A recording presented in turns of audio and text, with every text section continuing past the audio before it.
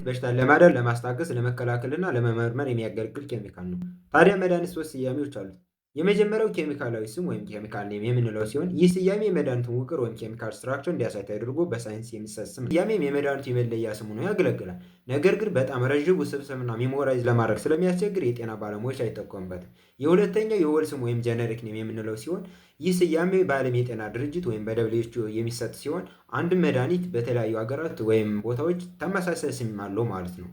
ከኬሚካላዊ ስም አንጻር በጣም አጭርና ቀላል ስለሆነ በሕክምናው የጤና ባለሙያዎች የምንጠቀምበት ነው ማለት ነው። የሶስተኛው የንግድ ስም ወይም ብራንድ ኔም፣ ትሬድ ኔም፣ ማኒፋክቸረር ኔም የምንለው ለመጀመሪያ ጊዜ አንድ መድኃኒት ወደ ገበያ ያስገባ ኩባንያ መድኃኒቱን ለማምረት የሚያስችለውን የባለቤትነት መብት ካበቃ በኋላ የተለያዩ መድኃኒት ማምረቻ ኩባንያዎች እንዲያመርቱ ይፈቀድላቸዋል ማለት ነው። በዚህም ምክንያት እያንዳንዱ መድኃኒት የተለያየ ብራንድ ኔም ወይም ትሬንድ ኔም ይኖረዋል ማለት ነው። ለምሳሌ አሲታሚኖፌን ዘ ኮመን ፔንኪለር ብናይ የተለያዩ ብራንድ ኔሞች አሉት። ለአብነት ያህልም ፓናዶል፣ ፓራስታሞል፣ ታይሎን፣ ካልፖል የሚባሉ የተለያዩ ብራንድ ኔሞች አሉት። ሌሎችም እንዲሁም የተለያየ ብራንድ ኔም እና ከ3 ከ4 እስከ 10 በላይ የተለያዩ ብራንድ ኔሞች ይኖራቸዋል ማለት ነው።